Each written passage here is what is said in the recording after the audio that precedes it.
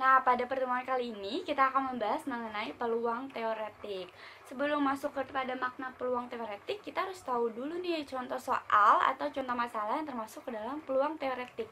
Jadi, contoh masalah yang termasuk dalam peluang teoretik itu adalah saat kita sangat mengharapkan satu buah kejadian muncul dari sekian banyak percobaan. Contohnya, pada permainan sepak bola. Pada permainan sepak bola biasanya di awal wasit itu melemparkan sebuah koin dan pasti kita masing-masing regu pengen kan, wah harus koin berbentuk angka nih yang keluar atau harus koin berbentuk sisi gambar nih yang keluar. Nah, kejadian yang sangat kita harapkan itu apabila kita bagi atau bandingkan dengan banyaknya percobaan, ini adalah makna dari peluang teoretik.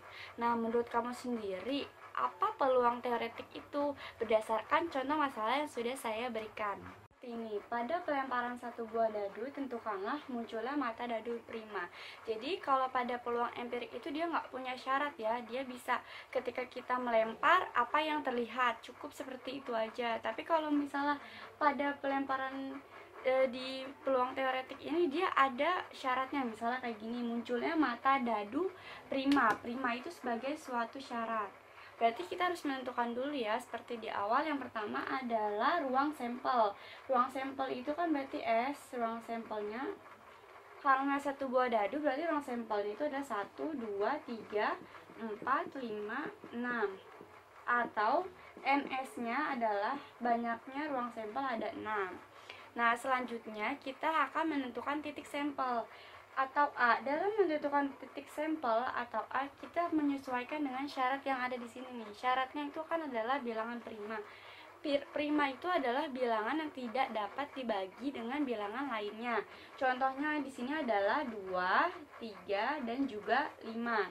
2, 3, dan 5. Berarti A-nya itu adalah 2, 3, dan 5.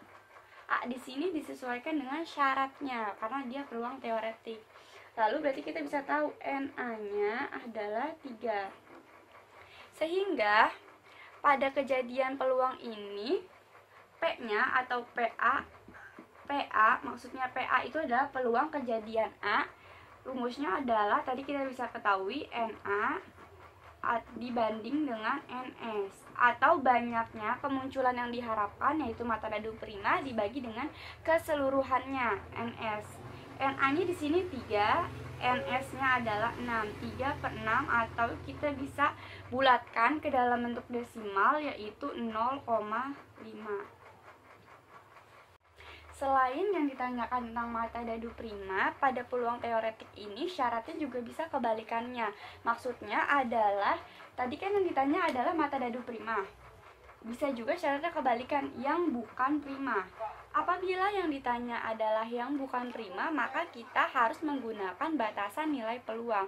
Di awal batasan nilai peluang itu adalah 0 sampai 1, sehingga apabila kita ingin menentukan yang bukan, maka caranya cukup mudah. Tadi kita sudah mengetahui ya bahwa yang prima itu adalah 0,5. Untuk menentukan yang bukan prima, karena batasan peluang paling tinggi adalah 1, maka cukup kita menggunakan 1, batasan tertinggi dari nilai peluang, dikurang dengan yang prima, yaitu 0,5. Sehingga munculnya mata dadu bukan prima adalah 0,5. Ke contoh soal kedua mengenai peluang teoretik. Pada halaman 310, kita dapat mengetahui di dalam sebuah kantong terdapat 15 kelereng merah, 14 kelereng hijau, 13 kelereng kuning, dan N kelereng biru. Peluang kelereng birunya adalah 8 per 29, tentukan peluang teoretik hijau. Untuk menentukan peluang teoretik hijau, kita harus tahu dulu ya rumusnya. Berarti kan PH, peluang yang diharapkan dari hijau, yaitu adalah NH, nilai yang diharapkan muncul dari hijau, dibanding dengan NS. Berarti kita harus tahu NH dan NS. Untuk mengetahui NH-nya cukup kita lihat aja bahwa kelereng hijau adalah 14. Nah, yang menjadi masalah adalah menentukan nilai NS. Dalam menentukan nilai NS, kita dapat berpatokan dengan banyaknya peluang pada kelereng biru. Banyaknya peluang pada kelereng biru adalah 8 per 29. Berarti kan NA-nya itu adalah 8, NS-nya itu adalah 29. Namun kita juga harus memperhatikan lagi Kenapa kita harus memperhatikan lagi? Karena apabila kita menjumlahkan semuanya nih, 15 kita tambahkan dengan 14 dan kita tambahkan dengan 13, nilainya itu sudah lebih dari 29, sehingga NS 29 itu tidak mungkin. Jadi misalnya kita kalikan 2, ini juga kita kalikan 2, berarti peluangnya menjadi 16/58. Berarti di sini peluang B-nya 16. Nah, untuk membuktikannya, karena kita kan tidak tahu ya, perkalian dengan 2 ini akan menghasilkan hasil yang benar atau tidak. Untuk membuktikannya, kita dapat menjumlahkan seluruhnya. 15 tambah 14 tambah 13 dan ditambah dengan NA dari biru yang sudah dikali, yaitu 16. Sehingga 5 tambah 4, 9 tambah 3, 12 tambah 6, 18. Berarti hasilnya adalah 58. Terbukti bahwa NS-nya adalah 58. Sehingga NH-nya /nya adalah 14 sesuai dari yang diketahui, dan NS-nya adalah 58. Maka peluang teoretiknya adalah 14/58.